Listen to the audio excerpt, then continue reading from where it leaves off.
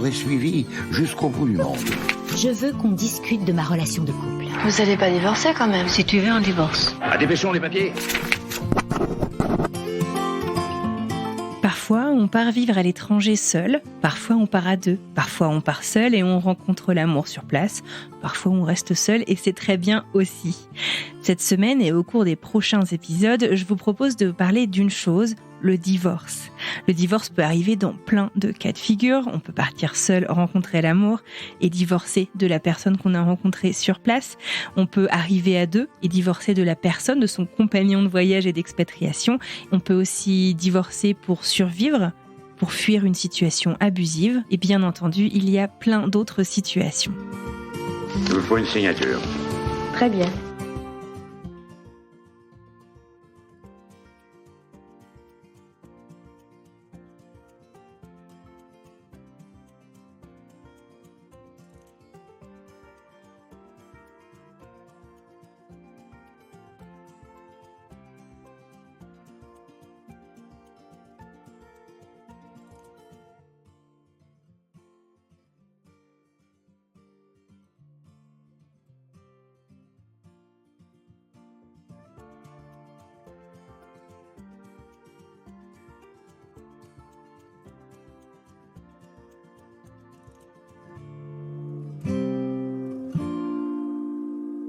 Salut, moi c'est Benjamin.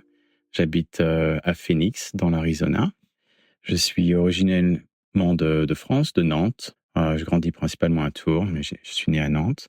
Et donc j'ai fait des études d'ingénieur à Paris en 2005, 2006, 2007. Et en 2007, je suis parti aux États-Unis pour finir mon cursus scolaire, donc à l'université de New York, à Buffalo. Et donc là-bas, j'ai commencé mon aventure américaine, fini mes études donc.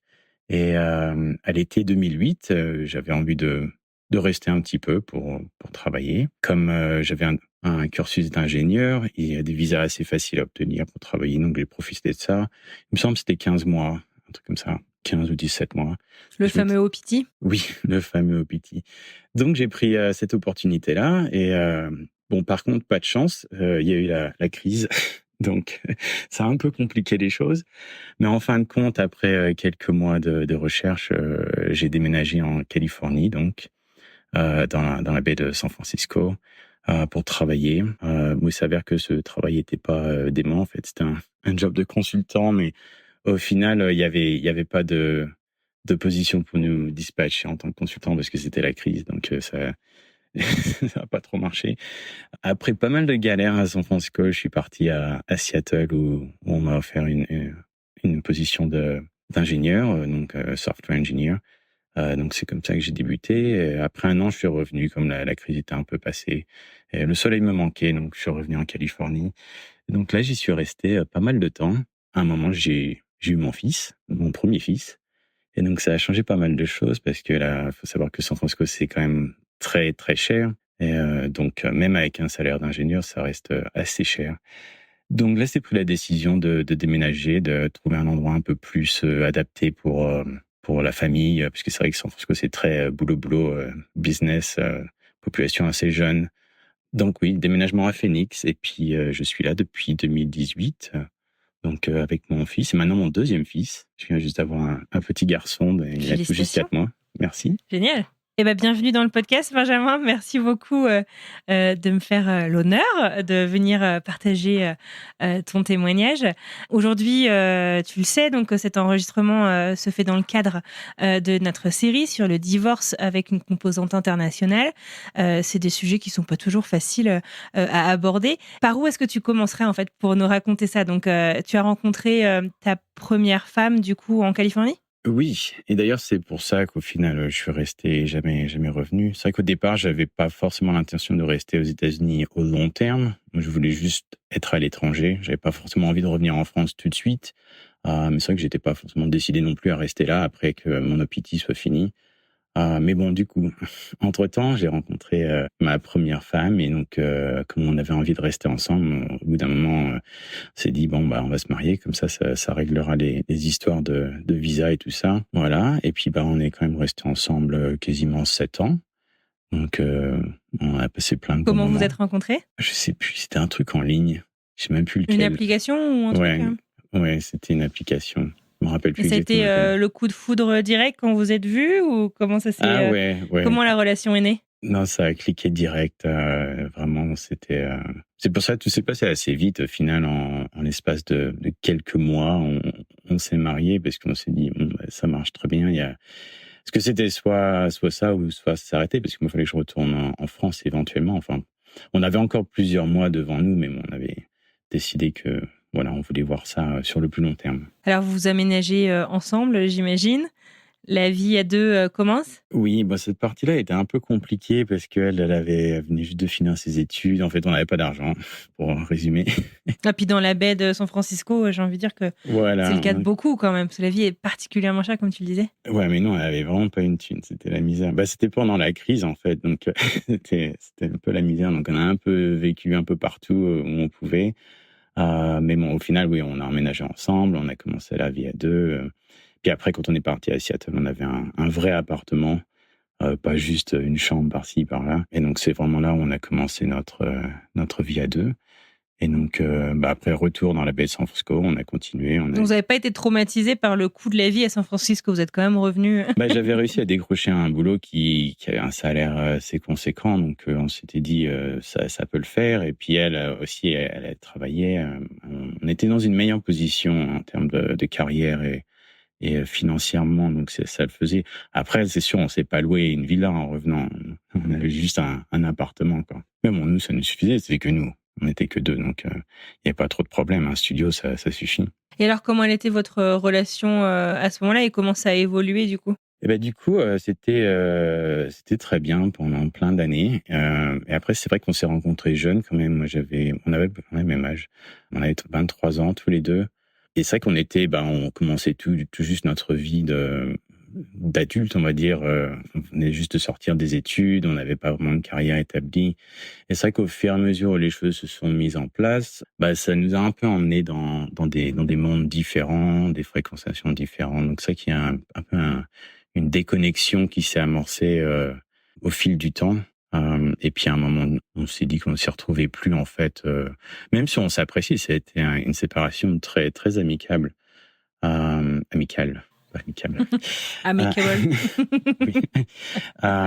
Oui, du coup, il y avait un disconnect et on s'est dit bon voilà, c'est la fin de la route. Donc d'un commun accord, sans animosité particulière? Non, il n'y a pas eu d'animosité. Bon, on va pas dire qu'on était joyeux à l'idée de se séparer, parce que c'est vrai que c'est quand même un aboutissement un peu triste de 7 ans de relation. Mais bon, il n'y a pas du tout d'animosité. Parfois, on est en contact. Elle m'a aussi aidé lors de mon deuxième divorce. Donc, il n'y a vraiment pas du tout de problème là. C'était vraiment une séparation. On serre la main et puis on est OK, quoi. Et alors du coup, quand le fait que tu sois français rentre pas du tout en ligne de compte là dans ce divorce, vous divorcez là où vous vivez, en Californie. C'est quoi les démarches? C'est compliqué? C'est elle qui a un peu géré ça parce qu'en fait, moi, j'y connaissais rien, pour être franc.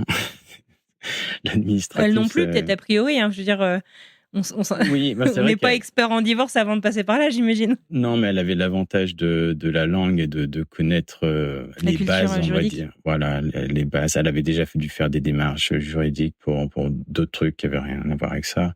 Donc c'est elle qui s'occupait de ça. Au final, c'était très simple puisque on était d'accord. En fait, elle a téléchargé des formulaires en ligne. Je sais même plus si on a dû payer pour ça. C'est peut-être possible. On a tout rempli ensemble, tout décidé ensemble, et puis on a envoyé ça à la cour. Donc tu payes un frais de procédure. Je me rappelle plus, c'est peut-être $100, un truc comme ça. Ah oui, donc pas excessif. Non, c'est pas du tout excessif. On a peut-être payé, je sais plus, $50 pour des formulaires customisés, un truc dans le genre. Donc au final, pas vraiment beaucoup d'argent. Et après, il y avait une période de réflexion je sais plus, il me semble que c'était 2 mois. Je me demande même si c'était pas 3 mois. Ça avait paru long en fait. Ah, au genre on s'assure que vous divorcez pas sur un coup de tête, quoi. Ouais, donc en fait, une fois que tu as déposé ta demande de divorce à la cour, il faut attendre donc cette période de réflexion qui varie d'un État à l'autre. En Arizona, c'est une période différente. Mais bon, le concept, je pense, est similaire, où en fait, il se passe rien. Et puis, une fois que la période a expiré, si on n'a pas fait si on n'a pas fait de mise à jour sur le dossier, en fait, le juge approuve. Et puis là, il n'y avait pas du tout de contentieux, donc il n'y avait rien à débattre. Donc c'est juste en fait le juge qui met son tampon et puis ça devient officiel. Donc c'était vraiment Le cas facile. facile, pas cher. Pas émotionnellement, mais administrativement, en tout cas, c'est Il facile. n'y avait pas eu trop de stress à ce niveau-là, donc on a pu se concentrer sur la logistique de la séparation, on va dire, au lieu de s'embrouiller avec des trucs autres.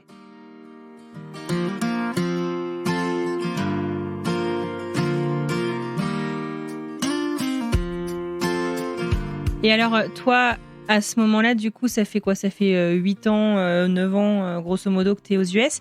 Sachant que quand tu étais venu aux US, tu voulais bien y faire quelques années, mais tu as rencontré cette copine qui est devenue ta femme, qui t'a donné envie de rester. Tu es dans quel état d'esprit, du coup, après ce premier divorce ? C'est vrai que moi, je pense pas trop à revenir à ce moment-là, parce que c'est vrai que j'ai un boulot que j'adore, ma carrière est bien établie, je connais pas mal de gens à San Francisco, donc c'est vrai que je suis posé, quoi. En fait, j'ai pas envie de rajouter en plus plus de trucs qu'il ne faut. Un déménagement vers la France, ça aurait été assez compliqué, je pense.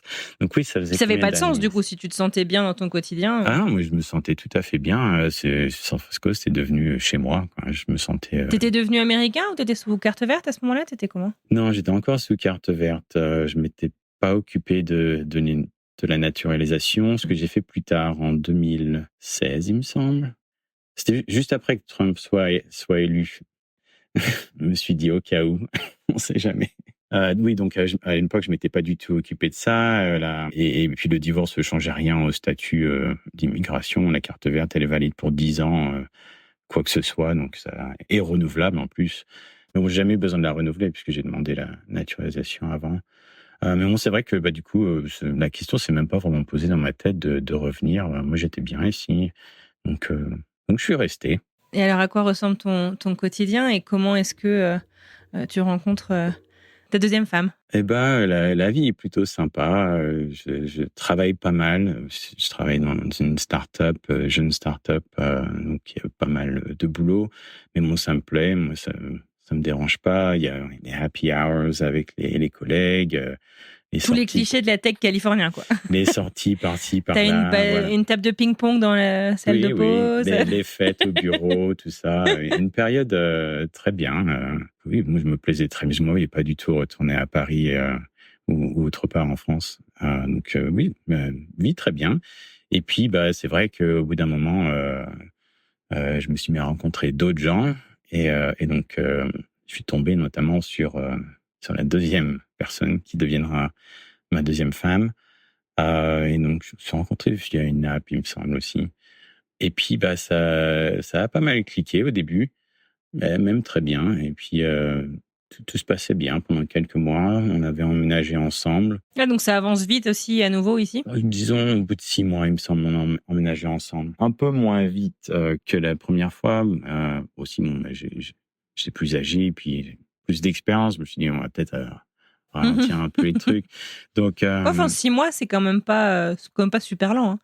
Oui, en fait, on est emménagé ensemble plus pour des raisons logistiques et financières, parce qu'on s'est dit c'est un peu stupide. Parce que la vie est super chère. Au bout de 6 mois, on s'est dit on a envie de continuer ensemble, au moins pour un petit bout de chemin. Donc ça a pas de sens de payer 2 loyers assez chers en plus.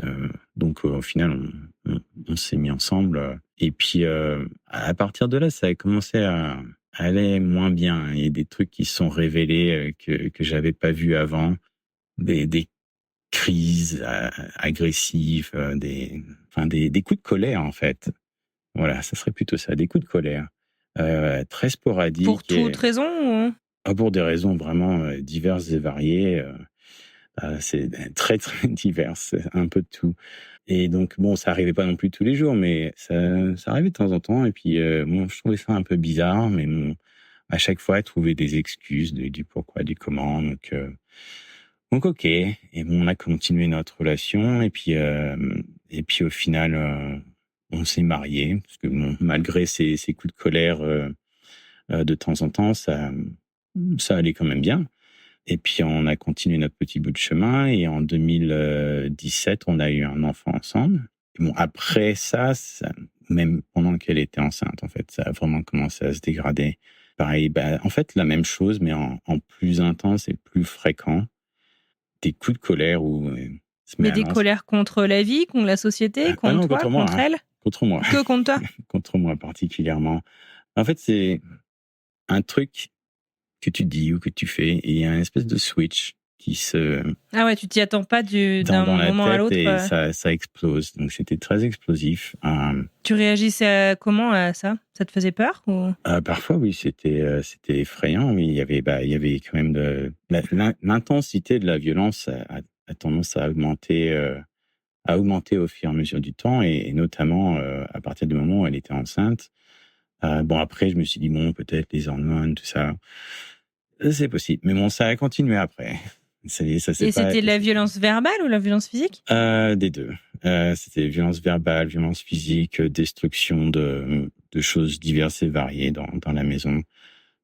Donc moi, ça commençait à m'inquiéter. Mais bon, là, du coup, on allait avoir un enfant ensemble. Donc, c'était un peu délicat. Moi, j'avais pas envie j'avais envie d'essayer de donner une chance à cette relation, vu qu'on allait avoir un enfant ensemble. Et je pense que si on n'avait pas eu d'enfant ensemble, à ce moment-là, je serais parti. Je serais parti parce que ça commençait à dépasser les bornes de mon point de vue. Et tu lui en parlais ou elle n'était pas réceptive à ça, du coup, quand tu lui en parlais? Si, je lui en parlais, oui, mais moi, à chaque fois, c'était « oui, mais t'as dit ça, oui, mais si, oui, mais ça ». Il y avait toujours des excuses. Et bon, plus tard, je me suis rendu compte que c'est pas important ce que j'ai dit ou ce que j'ai fait. Surtout que c'était des trucs, genre, utiliser le mauvais mot pour dire quelque chose. Vraiment, c'était des trucs comme ça. Mais bon, je suis arrivé à la conclusion, au bout de plusieurs années, qu'il n'y a pas de justification pour ce genre de comportement, surtout que ça s'est empiré en fréquence, en intensité, en dangerosité aussi. Donc, je me suis dit, non, c'est pas possible. Au bout d'un moment, on se dit, quelle que soit l'excuse que tu me donnes, il n'y a pas d'excuse pour se comporter comme ça. Bien sûr. Mais c'est des tempéraments, j'allais dire, c'est des patterns qu'on entend souvent. C'est des gens qui sont très forts pour s'excuser, pour s'inventer des excuses tout à fait légitimes. Et quand tu as encore des sentiments ou tu as une charge émotionnelle, c'est facile de te convaincre, en fait. C'était très manipulatif, en fin de compte. C'est ça que j'ai réalisé au bout de... Et du coup, l'aboutissement, après, donc ça s'est empiré encore plus une fois qu'on a déménagé à Phoenix. Donc, mon fils avait... Donc, vous êtes partis ensemble à Phoenix, ok? À peu près 6 mois, donc elle avait un peu de famille ici. Et donc, on déménage à Phoenix. Et du coup, moi, je me retrouve isolé, en fait. Tu bossais à distance pour ta boîte de San Francisco? Oui, ils m'ont laissé bosser en distanciel. Mais donc, du coup, j'étais isolé parce que je connaissais personne, à part elle et sa famille qui était sur place. Du coup, je pense qu'elle s'est sentie plus en mesure de se laisser aller, on va dire. Parce que, du coup, qu'est-ce que j'allais faire? J'étais tout seul. J'allais pas claquer la porte et partir tout seul à travers le désert, quoi. Donc, c'était un peu l'idée. Et du coup, ça s'est vraiment empiré pendant l'année 2019. C'est jusqu'en juillet 2019 où là, j'en ai eu plus que ras-le-bol et je lui ai dit que, voilà, c'était fini, que je m'en allais. Et là, du coup, grosse colère, très grosse colère, des menaces. Elle allait me démolir, tout prendre. Enfin, voilà, t'imagines le truc. Et elle s'en est pris physiquement à moi. Donc, elle a essayé de m'étrangler, coup de poing, coup de pied, poursuite avec des couteaux, enfin, la totale. Du coup, moi, j'ai appelé la police parce que là, je me suis dit, c'est complètement hors de contrôle. Je me suis dit, elle va me tuer, quoi. Ah, t'as vraiment eu peur pour ta vie? Oui, elle m'a étranglé, en fait, jusqu'au point où je pouvais plus respirer. Donc, elle m'a pris par derrière, elle m'a fait un espèce comme une clé de bras, comme ça. Et je pouvais plus respirer. Donc, c'était vraiment flippant. Donc, j'ai appelé la police. Moi, j'ai jamais appelé la police de ma vie. C'est pas un truc que je fais légèrement. J'y ai même réfléchi à 2 fois, mais bon, je me suis dit non, là il faut. Du coup, ils sont arrivés assez rapidement. Moi, du coup, j'étais dehors, je m'étais enfui de la maison. Moi, dans ma tête, c'était la fin d'un cauchemar. Mais en fait, c'était le début d'un autre cauchemar qui va durer jusqu'à nos jours. Donc là, ça fait 5 ans. Mais bon, du coup, ça a enclenché une procédure pénale contre elle. Du coup, c'est quoi? C'est l'équivalent de porter plainte? Comment ça se passe? Enfin, outre le divorce, t'as quand même eu un assault, quoi. Il y a eu une plainte, oui, en effet. Donc la police est venue, déjà ils l'ont arrêtée. Donc elle s'est barricadée dans la maison, a refusé de sortir. Ils ont failli enfoncer la porte. Et ton fils, il était là? Non, il était parti avec sa grand-mère. Heureusement. Heureusement. Et du coup, au bout d'un moment, elle est sortie. En fait, ils l'ont arrêtée sur le champ. Parce qu'en fait, j'avais enregistré avec mon téléphone certaines parties de l'altercation. Parce qu'il y avait des moments où je pouvais plus enregistrer. Il fallait que j'avais besoin de mes 2 mains. Et du coup, quand la police est arrivée, je leur ai montré les vidéos que j'avais sur mon téléphone. Et en fait, ça leur donne une cause probable pour arrêter directement sur le champ. Parce qu'il y a preuve, en fait, qu'il y a eu un crime qui a été commis. Du coup, il l'a embarquée direct. Elle est allée en prison pendant 3 jours, il me semble. Puis elle a comment on fait, je sais pas comment on appelle ça en français, posted bail. Elle a payé sa caution? Oui, elle a payé une caution pour sortir. Par contre, elle a pas eu le droit de revenir. De revenir, de t'approcher, tu veux dire? Oui, elle a l'interdiction de revenir dans la maison parce que c'est la scène du crime. Et donc, l'auteur du crime ne peut pas revenir sur la scène du crime. Et interdiction de m'approcher, évidemment. Il y avait un ordre de protection. Et mon fils, là, c'était une autre histoire parce qu'en fait, la grand-mère refusait de le rendre. Donc, il a fallu se débattre un petit peu pour Il avait quel âge? récupérer. Il avait 2 ans, du coup? Il avait pas encore 2 ans, il avait 1 an et 10 mois. Et la famille de ta femme à l'époque était... j'imagine qu'il y a toujours une déconnexion de la réalité. Ils se rendaient compte qu'il y avait un problème ou est-ce qu'ils l'ont défendu de manière aveugle? Comment ça s'est passé? Il y a eu un peu des deux. Parce qu'en fait, de manière externe, elle présente bien. On voit pas tout ça. C'est juste à la maison. Contrôle jusqu'à ce qu'on ferme la porte de la maison. Et... Voilà, c'est tout juste à la maison. Donc en fait, c'est vrai que les gens avaient de la peine à croire. Sa mère était unilatéralement avec elle, quels que soient les faits qu'elle ait commis. Il y avait en gros rien à lui reprocher. C'était forcément moi. Les autres personnes, ils n'étaient pas forcément. Il n'y avait pas d'animosité, mais ils n'étaient pas non plus. Ils étaient neutres, on va dire. Et t'étais dans quel état d'esprit avant de te lancer du coup dans cette bataille juridique et pénale? Parce que du coup, comme tu le dis, t'étais hyper isolée physiquement. Déjà, ta famille, elle est pas sur le même continent, mais du coup, t'es depuis pas très longtemps dans cette ville, dans cette région. Tu connais peu de monde. T'as pas de collègues même en présentiel. Comment t'as géré ce moment-là? Ça n'a pas été facile. Déjà, ma mère est venue. Elle a pris le premier avion qu'elle a pu trouver. Elle est venue 3 semaines. Donc, t'as eu le réflexe quand même de leur expliquer. T'as pas caché finalement ce que tu vivais, quoi.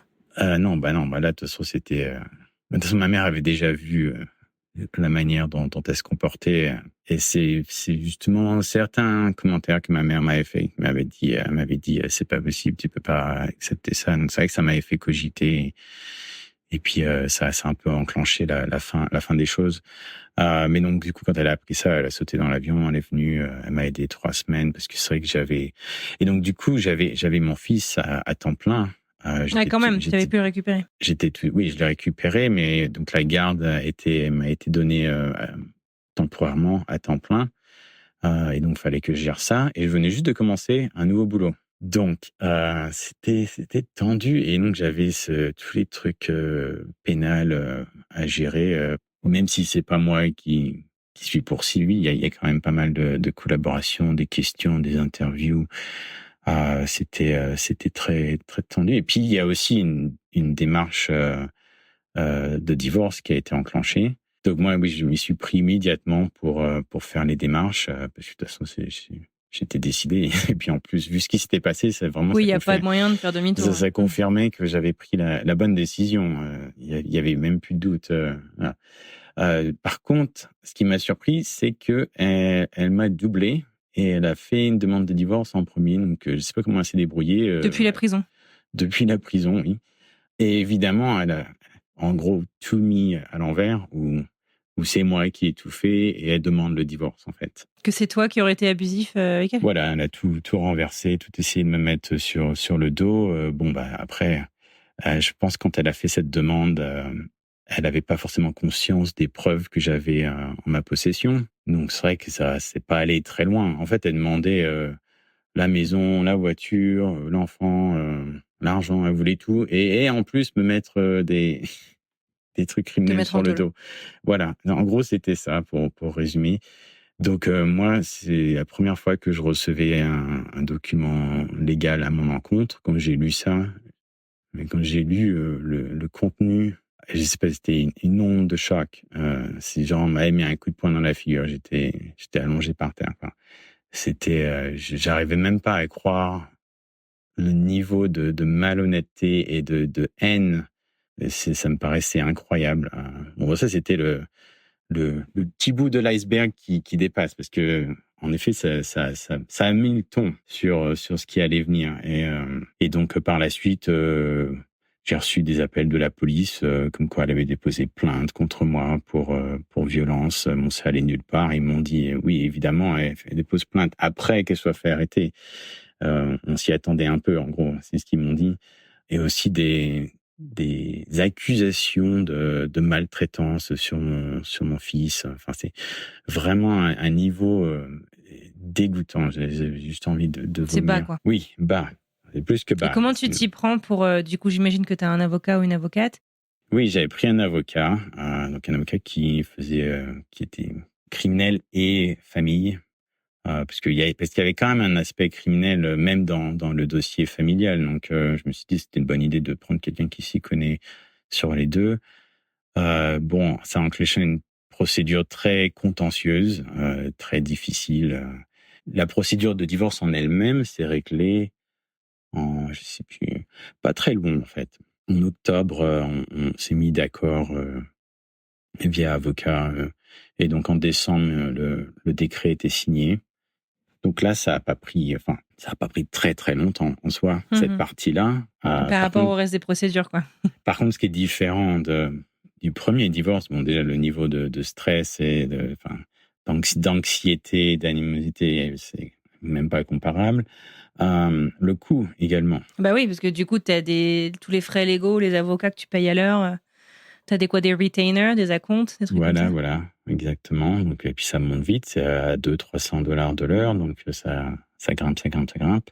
Donc, c'est vrai que c'est plutôt bien d'essayer de se mettre d'accord sur certains trucs. En fait, à chaque fois, la question qui se pose, c'est est-ce que ça vaut le coup de se battre pour ce truc-là? Parce que c'est OK, j'ai envie de ce truc, ou alors je tiens vraiment à cette chose, mais est-ce que ça vaut 10 000, 20 000, 30 000 $ de frais d'avocat et le temps et tout ce qui va avec. Enfin, et elle a gagné sa vie ou Non, on travaillait tous les deux à distance et on avait un boulot. Moi, elle travaillait dans l'industrie pharmaceutique, mais on avait des salaires similaires, on va dire. D'accord. Donc, il n'y avait pas de déséquilibre là-dessus.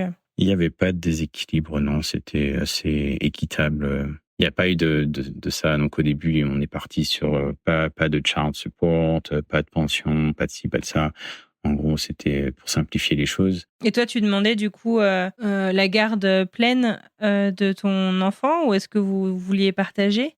C'est vrai que j'aurais pu demander ça. Après, il faut voir que c'est très difficile d'obtenir les gardes pleines, même dans des cas comme ça, en fait.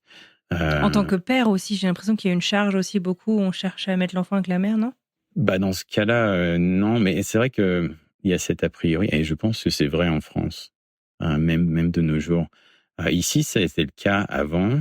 Il y a même eu un moment où c'était l'inverse, en fait. Où, à l'époque, genre dans les années 50, il me semble, où le père est le chef de famille, en fait, les enfants étaient assignés direct au père par défaut. Mais bon, à l'heure actuelle, il n'y a pas trop de biais d'un côté de l'autre. Et dans les statuts, il n'y a rien qui dit que la mère doit être préférée. Il me semble d'ailleurs que ça dit le contraire. En fait. Il ne doit pas y avoir de préférence basée sur ci ou ça. Et du coup, en fait, pour enlever la garde physique, c'est très difficile. Et puis c'est vrai que moi, en même temps, je me posais la question de savoir est-ce que c'est vraiment dans son intérêt d'être coupé de sa mère. Donc c'est vrai qu'il y a ces questions-là. Après, tu as d'autres options. Ça peut être une garde supervisée. Mais bon, au final, on s'est mis d'accord sur une garde 50-50. Après, moi, là où j'étais pas trop d'accord, c'était sur les droits légaux, donc c'est-à-dire le droit de prendre des décisions, par exemple dans quelle école il va, ou de décisions médicales, des trucs comme ça. Parce que c'est vrai qu'il y a quand même des facteurs qui rentrent en compte par rapport à si la personne est capable de prendre des décisions raisonnées. Et bon, étant donné son comportement et les opinions qu'elle a de temps en temps. Ouais, t'es je en me droit de dis, questionner ça. Et donc, bon, au final, je me suis dit, OK, on fait un truc partagé, ça va raccourcir tout ce bazar. Et puis, c'était pas forcément la meilleure idée, pour être franc. Donc, parce qu'en fait, du coup, ça rallonge le conflit, parce que maintenant, il y a des conflits sur les Est-ce que vous droits êtes en parentaux. contact tous les jours, tu veux dire? Il y a ça, bon, ça, c'est vis-à-vis de la garde, on va dire, pour arranger certains trucs, mais vis-à-vis des droits légaux, il y a des trucs où elle va bloquer, par exemple, des choses. Par exemple, si je veux l'emmener chez un thérapeute ou un psychologue, je peux pas sans son avis. Récemment, j'ai obtenu d'ailleurs un diagnostic, parce qu'il a été diagnostiqué hyperactif. Et du coup, elle a essayé de bloquer ça de toutes les manières qu'elle peut en disant... Alors que c'est dans l'intérêt de l'enfant. Elle a envoyé des messages, en gros, à l'hôpital en leur disant, d'un point de vue légal, vous devez avoir mon autorisation, blablabla. Mais sauf qu'en fait, l'autorisation, c'est que pour les décisions médicales, c'est pas pour les simples visites. La visite, ça permet d'obtenir... les interventions ou les médicaments. Mais le fait de faire une visite, t'as le droit, quoi. Voilà, exactement. Parce qu'à l'issue de la visite, il y a une décision médicale qui peut-être va être à prendre. Mais bon, il faut faire la visite avant de pouvoir arriver au point où on va prendre une décision. Donc, en fait, elle s'opposait même à la visite, ce qui est contraire, en fait, au décret. Donc, on a retourné à la cour, donc elle a perdu. Il y a des nouveaux ordres qui ont été entrés par la cour. Donc, vous allez à la cour à chaque fois que vous avez un désaccord, quoi. Oui, on y va assez souvent. Tout 2023, on était à la cour du mois de février jusqu'au mois d'octobre, il me semble, ou novembre. Donc on n'est pas tous les jours à la cour, mais il y a le litige est en cours. Il y a plein de papiers qui sont déposés à la cour. Il faut les écrire, il faut les envoyer, il faut faire ci, il faut faire ça. Puis comme tu disais, c'est un budget. Oui, et du coup, moi, c'est pour ça qu'à un moment, j'ai pris une décision, donc vers la fin 2022, il me semble. J'ai pris la décision d'y aller tout seul. Ah, de plus te faire représenter légalement. Pas forcément parce que j'étais pas d'accord, pas parce que j'aimais pas mon avocat ou quoi que ce soit. C'est juste que d'un point de vue financier, je me suis rendu compte que ça va à la ruine, quoi. J'ai pas envie de... je gagne bien ma vie. Je pourrais mais t'en as pour des années, quoi. Ça se finira jamais. Je me suis dit, si on y va à 30 000 ou 40 000 $ par an de frais, jusqu'à ses 18 ans, bon, ça va me coûter un bras, quoi. Préfère payer ses frais d'université à la place. C'est sûr, je pourrais me permettre de payer ça, mais je préfère mettre cet argent dans autre chose, l'investir, oui, dans son éducation, dans d'autres choses qui sont plus bénéfiques pour lui. Et aussi, il y a le fait que l'argent, en fait, le coût des procédures est utilisé comme arme pour, en fait, l'idée, c'est se dire, je vais l'emmerder, je vais faire ça. Mais c'est un truc qui est tellement petit, il va pas dépenser 2 000 à 3 000 $ pour aller faire ça à la cour. Parce qu'en fait, le truc, c'est que c'est vraiment très dur d'obtenir le remboursement des frais d'avocat. Il faut que l'autre soit vraiment pas du tout raisonnable. Même quand c'est le cas, c'est pas forcément donné. J'ai réussi à obtenir ça, même si j'avais pas d'avocat, en fait. J'ai juste obtenu le remboursement de mes frais de procédure parce qu'elle avait complètement été... Ouais, c'est abusif, quoi. Enfin, pas raisonnable. Il y a recours dès qu'elle peut, quoi. Voilà, donc quand la cour regarde plusieurs trucs, les différences de salaire, la raisonnabilité de chacun, et ils décident, en fait.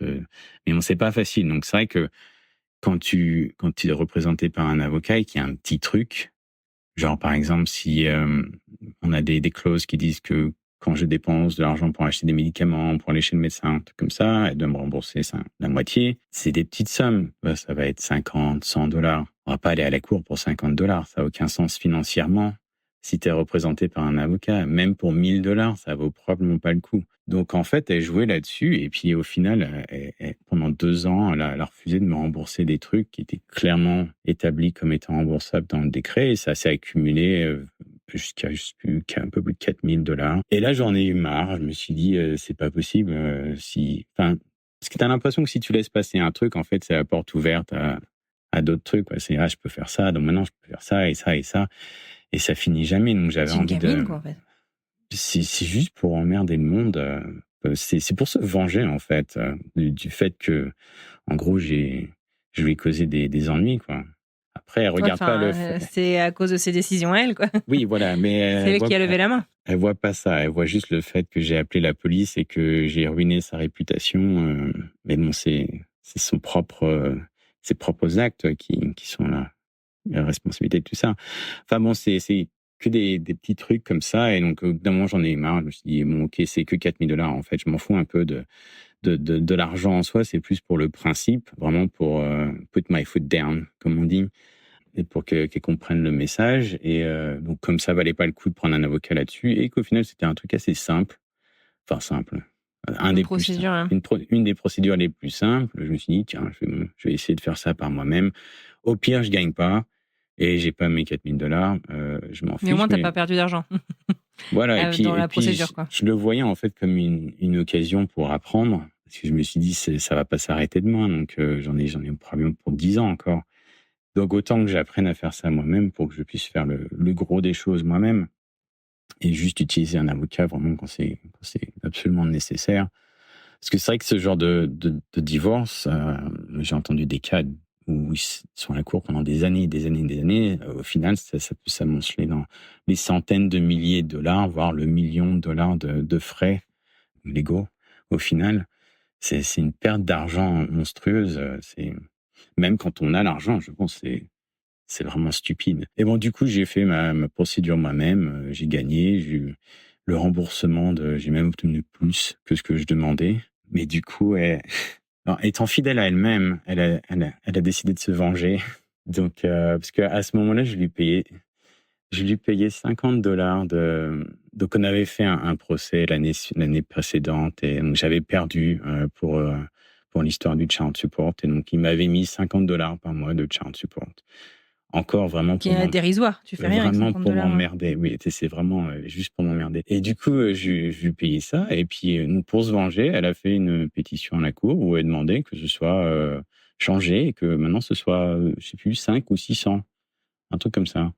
Donc, en gros, elle voulait que ce soit multiplié par 10 sur la base de rien, en fait. Elle n'avait pas vraiment fourni de preuves. Mais ils lui disent pas, ça suffit, madame, à la cour, au tribunal?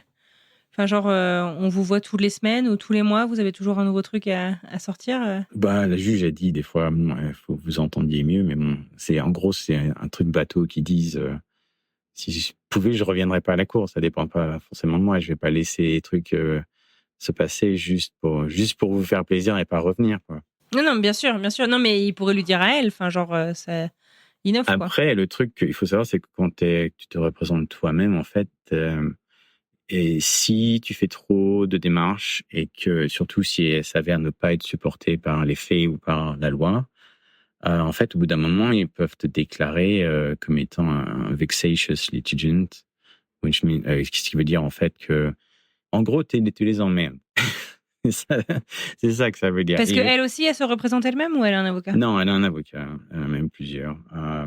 Donc, ils peuvent te bannir de la cour. Enfin, t'es pas vraiment banni. C'est juste qu'il faut que tu demandes l'autorisation pour faire des On te démarches. complique la vie, quoi, pour que tu arrêtes de faire des demandes tous les 4 matins. Voilà, donc à chaque fois que je fais des trucs moi-même, et chaque fois ils disent mais il abuse, il faut le. En gros, ils veulent que la cour me bannisse, mais bon, à chaque fois, mes pétitions sont supportées par des faits et par la loi, donc la juge, elle peut rien faire. Enfin bon, du coup, elle fait sa pétition pour se venger, pure vengeance. Elle a attaché aucune documentation qui justifie une multiplication par 10. Donc, en gros, moi, j'oppose. Je dis, il faut de la documentation. Et là commence la rigolade, si je puis dire. Des bobards à plus en sortir. En gros, elle dit qu'elle n'a pas d'argent. Bien sûr, c'est de ma faute parce que je l'ai fait virer de son travail, parce que je l'ai fait condamner. Je suis personnellement responsable. Apparemment, j'étais derrière le procureur à la pousser pour qu'elle la condamne. Enfin, c'est vraiment des trucs risibles. Si c'était pas triste, ce serait risible. Et donc, en gros, elle vend des bijoux à la sauvette pour se faire de l'argent. C'est ça. Donc elle travaille plus. Elle travaille plus du tout. C'est ce qu'elle dit dans la demande. Donc, j'ai fait une demande dans mon opposition de documentation pour supporter cette demande qu'elle a faite. Donc, c'est en gros son argumentation, c'est je gagne $600 par an, il me semble, elle a dit un truc comme ça.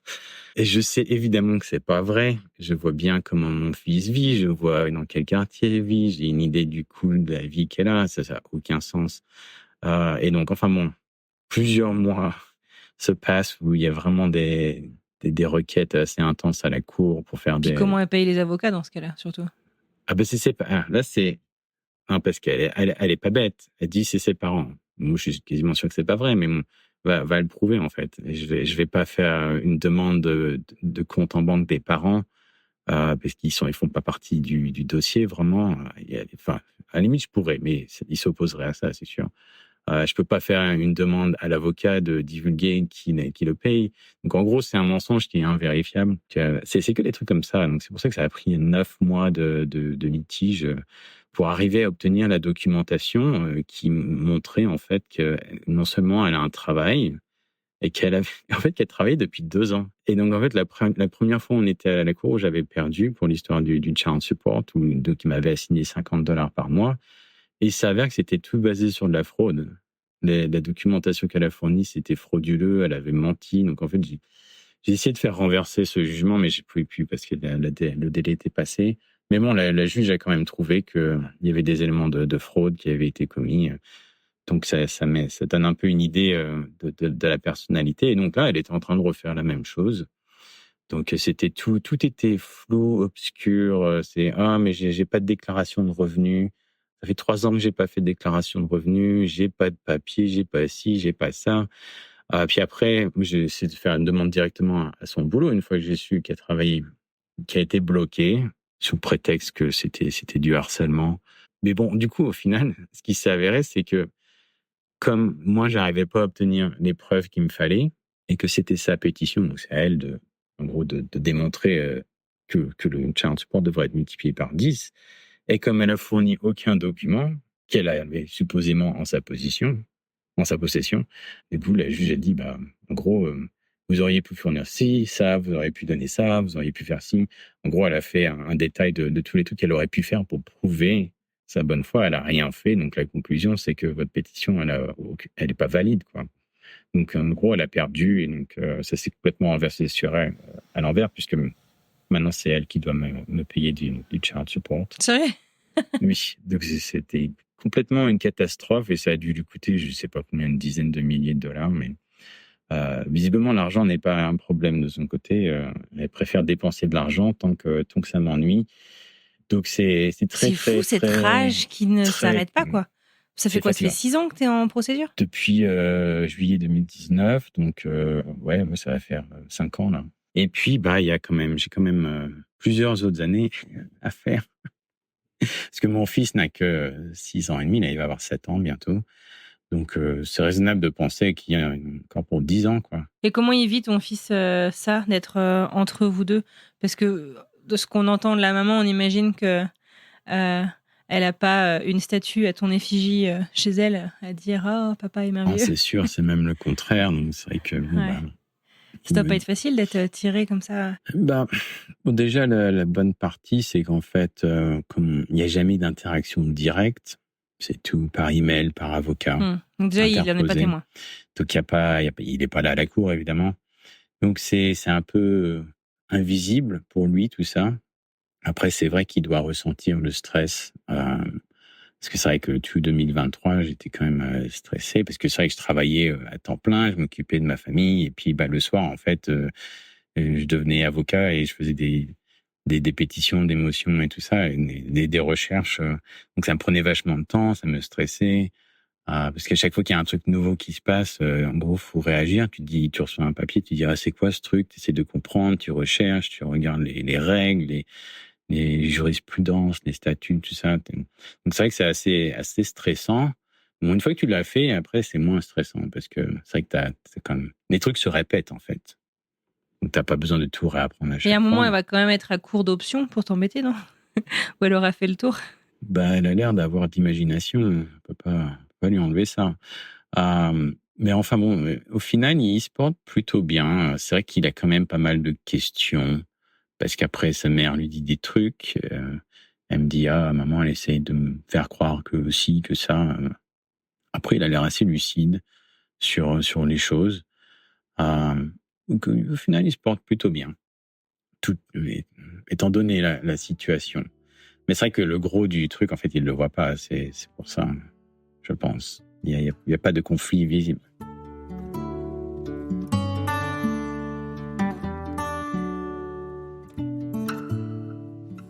Et je me demandais du coup le fait, tu vois, côté, vous avez un enfant du coup qui est biculturel, comme tu as l'air d'être dans une relation avec ton ex-femme très procédurière, tu peux quand même l'amener en France, tu peux le faire sortir du pays de temps en temps pour aller voir justement ta famille ou...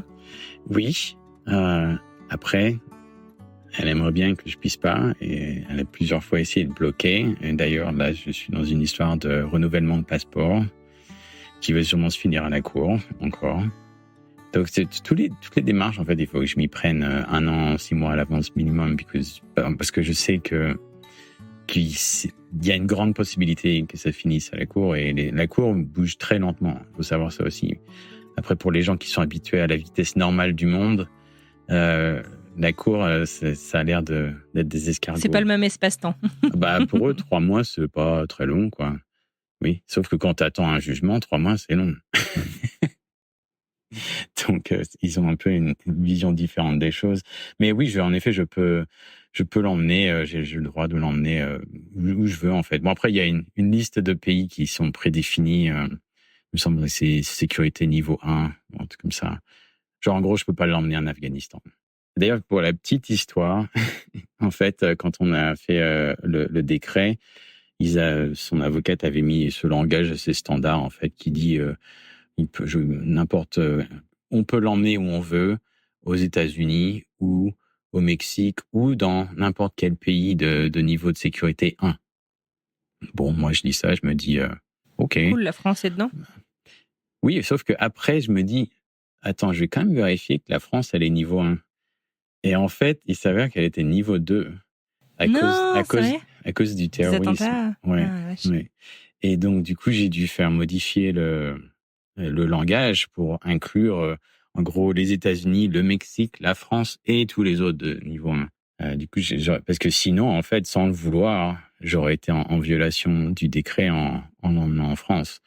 Donc, c'est ce genre de petits trucs où il faut faire attention, parce qu'après, c'est le genre de truc où elle peut sauter dessus pour me poser des problèmes. Donc, mais oui, tu peux Est-ce que on a parlé beaucoup là du coup des aspects légaux? Est-ce que à côté de tout ça, tu t'es fait soutenir aussi, aider? Enfin, je veux dire, je sais pas, du côté mental. Enfin, t'as une énorme charge émotionnelle. T'as aussi un traumatisme, j'imagine, de ce qui s'est passé? Oui, c'est pas facile. C'est vrai que l'année 2023 a été assez difficile mentalement. On va dire grosse charge, trop de trucs à faire, surchargé tout le temps et stressé tout le temps en fait. C'est un peu le cas depuis 2019. D'ailleurs, on en reparlait avec ma femme l'autre jour. 2019, c'était vraiment. D'ailleurs, mon Fitbit en fait pensait que je faisais du sport en permanence pendant je sais plus combien de temps, parce que tellement que t'avais le cœur qui battait vite. Pendant 15 jours après l'attaque, mon rythme cardiaque était à 100, 110 tout le temps en fait. Il me disait, vous avez fait, je sais plus, 5 heures de sport, c'est bien. Sauf que c'était pas du tout ça. Donc, beaucoup de stress en 2019. 2020, c'était la pandémie qui est venue avec son lot de difficultés, de challenges et aussi son lot de nouveautés du point de vue légal, des situations qui avaient jamais été vraiment adressées. Donc, c'était un peu intéressant et bizarre en même temps. 2021, ça allait, c'était plutôt calme. Bon, il y avait quand même des trucs à la cour à la fin de l'année. 2021, il y avait beaucoup de litiges. 2022, c'était calme. Et donc, en 2023, c'est reparti. Et 2024, ça s'annonce pareil. Oui, après, au niveau du soutien, c'est vrai que j'ai ma famille avec qui je suis en contact très régulièrement. Même si on est loin, c'est vrai qu'on fait des appels. Pareil, j'ai mon meilleur ami d'enfance qui est toujours en France. Bon, on se parle régulièrement, tous les quelques mois. fait le point, on discute. Après, sur place, j'ai aussi ma femme qui est une très grande aide, non seulement parce qu'elle est géniale, mais aussi parce qu'elle est psychologue de formation. Donc, Mais est-ce que c'est sain d'être le patient de sa femme? je suis pas son patient, mais par contre, elle me Elle sait te donne, fait parler, quoi. elle m'aiguille, me donne des conseils. Et puis c'est vrai qu'en fait, elle a une compréhension de la situation et de la santé mentale, de l'impact sur la santé mentale, mais aussi de la santé mentale de l'autre personne. Donc il y a des éléments qu'elle comprend très bien. Parce que c'est vrai que quand j'explique ces trucs-là à des gens, ils me disent c'est pas possible. Enfin, ils ont du mal à comprendre en fait que quelqu'un puisse se comporter comme ça. Et elle comprend très bien parce qu'elle connaît. Elle connaît ce genre de personnalité. Donc c'est vrai que c'est une ressource très importante pour moi. Elle est toujours à mes côtés. Elle me soutient à 100%. Quand je lui ai annoncé que je comptais faire tout ça moi-même, parce que je dis je vais pas dépenser tout notre argent pour faire ça en fait. Donc elle m'a dit bon bah vas-y. Bon après c'est vrai qu'elle m'a soutenu, elle est venue avec moi à la cour et tout. D'ailleurs elle m'a dit qu'elle était terrifiée pour moi. Ah ouais. Quand j'étais, c'est assez impressionnant en fait parce que j'étais tout seul à la cour devant le juge face à l'autre partie et à son avocat. Et donc c'est vrai que bon, j'avais bien bachoté mon truc, c'était bien ficelé, mais C'est vrai impressionnant, que ouais. c'est impressionnant. Et puis faut pas se démonter quoi, faut garder la confiance parce que c'est vrai qu'au Et début ta contenance aussi, j'imagine. je me disais le juge ou la juge, elle va penser que je suis un imbécile, que j'y connais rien. Mais bon, il s'avère que j'arrive à faire un argument qui se tienne et puis elle a vu que c'était solide. Mais bon, c'est vrai que je doutais beaucoup et puis donc elle m'a dit quand on a fait un procès, je sais plus 3 heures ou un truc comme ça. Donc elle est venue avec moi pour me soutenir et donc elle me dit j'étais terrifié pour toi. Mais moi du coup, j'avais même pas le temps d'y réfléchir parce que ça va tellement vite et il y a tellement de trucs à penser. Parce qu'au fur et à mesure où l'autre personne témoigne, il faut en gros réagir, préparer tes questions pour contre-attaquer. Donc c'est vrai que j'ai tellement de trucs dans la tête, j'ai pas vu passer les 3 heures et puis j'ai même pas pensé en fait à rien d'autre à part juste me concentrer sur ça. Ouais, t'étais vraiment dedans, quoi. Mais bon, elle est toujours là pour me soutenir, elle est à la fond derrière moi et elle comprend ce que j'essaie de faire, elle comprend le pourquoi du comment. On parle de plus en plus, et c'est bien, des relations toxiques, abusives dans le couple. Mais c'est vrai que c'est très souvent la femme, la victime. On ne parle pas beaucoup des situations où l'homme a été la victime. Ça, c'est une très très bonne question. Je suis contente que tu mentionnes ça. Parce que figure-toi que bien que j'étais la victime dans le cas pénal, c'est limite si j'étais pas traité comme l'accusé en fait. Parce que t'es l'homme ? Oui, par exemple, oui, parce qu'en fait, c'était pas apparemment croyable qu'une femme puisse attaquer de manière si violente un homme, alors que j'avais des vidéos, littéralement, où on la voit elle en train de m'attaquer. Donc, il y a peu de doute. Ils sont même allés jusqu'à dire qu'en fait, j'ai genre photoshopé les vidéos à la va-vite pendant que j'attendais la police après que j'ai appelé 911. Je leur dis mais attends, sur mon téléphone, dans la rue, en 5 minutes. J'ai genre incrusté sa tête dans les... Non mais franchement, on nage dans le délire. Donc en gros, j'ai dû leur donner mon téléphone, qu'ils m'ont toujours pas rendu, pour qu'ils vérifient que les vidéos... donc ils ont fait n'ont pas été altérées. Et voilà. Et donc... Mais bon, c'était quasiment... En fait, on me croyait sur rien, même si j'avais des preuves super solides. Je veux dire, on fait pas mieux qu'une vidéo quand même. Donc, Et du coup, c'est quoi ? On fait une enquête de moralité dans les entourages ou... T'as des gens qui viennent témoigner un peu pour... Il n'y a même pas eu ça, non. Il n'y a même pas eu ça. C'était purement basé sur les preuves. Donc, ils ont quand même fini par se baser sur les vidéos. Oui, mais bon, c'est vrai qu'il y avait... En gros, il y avait beaucoup de... Je voyais, ça les embêtait, en fait. C'est pas commun comme situation, c'est pas crédible. Après, je comprends très bien que ce soit les hommes qui attaquent les femmes, c'est la situation principale, c'est en nombre, il y a pas photo, c'est ce qui arrive le plus souvent, mais c'est vrai qu'on parle jamais des autres cas de figure et en fait, je trouve que c'est dommage. Par exemple, quand en France, le terme qu'ils utilisent, c'est violences faites aux femmes, qui en gros englobe un peu toutes les violences conjugales, mais ça cache, ouais, je sais même pas. Ça cache le fait qu'il y a aussi des violences de femme à femme, de homme à homme et de femme à homme. Et en fait, quand tu te pointes avec des accusations qui rentrent pas dans le moule, bah, t'es un peu traité de manière suspecte. Donc, c'est vraiment le ressenti que j'ai eu, en fait, que, bah, c'est pas croyable, en fait. Que, ah oui, vous êtes un peu plus grand qu'elle, vous êtes un homme. Il y a évidemment aucune possibilité qu'elle vous ait fait ça. Bah oui, ma gorge, elle s'est écrasée toute seule, les hématomes, ils T'as sont fait une faits tout seuls. expertise médicale après pour justement Ouais. avoir des preuves de ce qui t'était arrivé aussi? Oui, ils m'ont emmené. Ouais. Ils m'ont même pas demandé, en fait. Ils m'ont emmené voir D'accord. une infirmière. Enfin, c'est pas à toi d'y penser, quoi. Ouais, je pense qu'ils m'ont demandé mon accord, si je me rappelle. C'est un peu flou parce que j'étais complètement traumatisé, mais bon, ils m'ont emmené voir une infirmière, c'était ce poste de police, il me semble. Donc, elle a fait une analyse, elle a regardé ma gorge, donc il y avait des contusions, que ça avait l'air écrasé. Après, j'avais des hématomes, des coupures, des égratignures un peu partout. Donc, elle a relevé, je sais plus, 21 endroits sur mon corps qui étaient. Donc, c'est quand tu vois le rapport, tu te dis c'est pas un petit truc, quoi. C'est pas genre elle lui a allumé une gifle. Donc, c'est vrai qu'ils avaient Et du une mal. gifle n'est pas OK non plus, d'ailleurs. Hein, Non.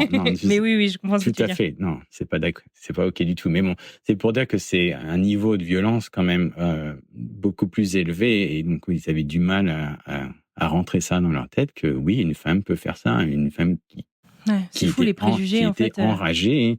Et surtout le fait que moi, je suis pas du tout une personne violente. Et en fait, je me suis juste défendu au minimum pour pouvoir me sortir de là. Et donc, c'est vrai que j'avais pas l'intention de lui faire mal. Donc, c'est vrai que j'aurais peut-être franchement, je pense que j'aurais pu me débattre plus. Et j'aurais sûrement fait plus mal, mais je l'ai pas fait. Et donc, c'est vrai que si tu prends en compte une personne qui est très agressive, une femme qui est très agressive, et un homme qui est au final pas très agressif, moi je suis plutôt calme, ben oui, c'est possible. Après, c'est vrai que eux, ils voient pas ça, ils ont pas là un rapport de personnalité. Ils voient juste que ah oui, il y a 21 blessures, ah oui, il y a des vidéos, ça, oui, mais c'est quand même bizarre. C'est une femme, comment elle a pu faire ça? Et donc vraiment, c'est en tant que victime, c'est démoralisant, quoi. Mais croyez-moi, écoutez-moi. C'est Regardez genre, ce que je vous amène. mais vous avez retrouvé les couteaux, mais vous avez les vidéos, mais vous avez vu les blessures. C'est quoi le problème là? C'est frustrant, quoi. Et puis je pense tout à l'heure, je te disais qu'à la cour de famille, il n'y a pas vraiment de biais par rapport à qui devrait avoir la garde. Par contre, à la cour pénale, je pense que je peux affirmer sans trop de doute que le fait qu'elle soit une femme, ça a joué très, très, très grandement. Si les positions avaient été inversées, si c'est moi qui avais été l'accusé pour les mêmes faits, je pense que je serais peut-être en train de sortir de prison à l'heure actuelle. Parce qu'au final, elle a été condamnée à quoi? 3 fois rien. Non mais parce qu'il faut expliquer comment ça marche, le système pénal ici. Parce que je pense que c'est un peu différent du système français. Bon, il y a beaucoup de similarités. Mais le truc, c'est que donc tu es arrêté, tu es accusé de certains faits, en fait. Et donc, le procureur prend le dessus. En fait, il veut essayer d'établir un dossier à charge pour prouver, en fait, que c'est vraiment vrai. Mais en fait, le système de justice est un peu comme en France. Pas autant, peut-être, mais comme en France, surchargé. Et les procureurs, ils ont je ne sais pas combien de dossiers à gérer. Et donc, en fait, leur stratégie, c'est de faire le minimum. De pas aller surtout pas au procès, parce qu'un procès, ça prend extrêmement beaucoup donc essayer de trouver un ressources. accord. Voilà, donc en fait, s'ils peuvent obtenir un verdict coupable sans aller au procès, c'est win-win, parce que eux, ça leur fait un win de leur côté. Et puis en même temps, ils n'ont pas besoin d'aller au De procès déployer trop de ressources. qui coûte de l'argent, qui coûte du temps, qui mobilise plein de trucs. Il faut trouver des jurés, blabla, c'est tout un bazar. Donc, en fait, c'est leur stratégie. Et donc, la procureure, en fait, continuait à faire des offres, donc un plea deal. Je sais pas quel terme c'est en français. Je sais pas, c'est le fait d'accepter de plaider coupable, quoi. Voilà, ils disent, tu plaides coupable et on te donne un truc réduit, en fait. Et donc, au final, au début, ils étaient partis avec 1 an de prison et ci et ça. Et puis, elle voulait pas plaider coupable. Et donc, en fait, ils continuaient à rabaisser. Et bon, je comprends ce qu'ils font, mais quand t'es la victime, tu te dis, mais en fait, ils vont aller jusqu'où, là? En gros, ça va se finir où ils vont lui mettre une tape sur la main et puis dire au revoir, quoi. parce que juste pour obtenir un verdict coupable. Et donc au final, elle a eu 18 mois de ce qui s'appelle probation ici. Donc c'est en gros, t'es en liberté, mais t'es surveillé avec C'est le sursis, en fait. tes guillemets. Oui, peut-être ça s'apparente au sursis, mais tu dois remplir des conditions pour rester en probation et pas justement faire ta peine. Oui, donc ça s'apparente au sursis, je suppose. Et donc notamment, il faut que tu pointes tous les, je sais plus combien, semaines ou un truc comme ça avec ton probation officer. Et donc ils font des rapports, ils viennent chez toi, ils regardent, ils arrivent à l'improviste, ils te font des tests. Donc comme c'était un crime de domestic violence, en gros, une des conditions, c'était de pas boire aucune substance, en gros, et aussi de participer à un programme pour les gens qui sont abusifs. Donc, il y a certaines conditions à remplir. Au bout des 18 mois, en fait, si tu as tout rempli, ils te disent OK, et puis c'est bon, tu as fini, quoi. Tu n'as plus besoin de donc elle s'en pointer, est quand même pas mal sortie. Oui, sauf que et aussi, entre-temps, il y avait donc une des conditions, c'est de ne pas commettre de crime, pas parler à la victime. Enfin, il y a plein de conditions. Et donc, elle a en gros pas respecté plusieurs conditions, notamment l'histoire de ne pas boire. Il faut savoir qu'elle a un problème d'alcool aussi, qui a aggravé franchement la violence. Il y a pas photo. Et donc, plusieurs fois, elle a pas respecté. Elle a testé positive à l'alcool. En gros, il faisait rien. Et le truc, c'est qu'il me tenait au courant, des mois après, quoi. C'était tout vraiment vraiment, t'es le dernier à savoir, quoi. Et donc, je sais plus, en décembre, un truc comme ça, décembre de je sais plus quelle année. En gros, je reçois un message de son probation officer qui me dit, elle va aller en rehab. Soit elle va en cure de désintoxication, soit sa probation est révoquée. Donc, ça veut dire que du coup, tu vas en prison parce qu'elle avait eu des violations de ces conditions répétées. Mais c'est pareil, ils attendent. C'était arrivé, je sais plus quoi, 4, 5, 6 fois. Ils attendent, ils font rien. Ouais, ils sont débordés, donc ils laissent les gens, leur donnent beaucoup de chances de se racheter, quoi. Franchement, pour qu'ils te retirent ta probation, je pense qu'il faut faire un truc carrément pas OK, quoi, parce que ils ont l'air de vraiment pas trop se fouler. Enfin bon, du coup, c'est comme ça que ça s'est passé. Un avis assez partagé, personnellement, sur le système pénal. Ça, je trouve, sur le papier, c'est un système qui a l'air bien. Dans les faits, je pense, dû aux limitations des ressources humaines et des ressources financières, c'est un peu une justice au rabais, où en fait, on se focus plus sur un verdict coupable qu'une vraie justice. Parce qu'au final, ils m'ont jamais demandé si... ils te disent, on va faire cette offre, en fait. Et à chaque fois, tu vois l'offre qui descend. Tu te dis, mais c'est pas possible. Mais en fait, tu peux rien faire en ton ultime. Tu peux pas opposer. Enfin, d'après ce que je sais. En tout cas, j'étais pas en mesure d'opposer. J'avais aucune connaissance de tout ça. Donc, c'est assez frustrant.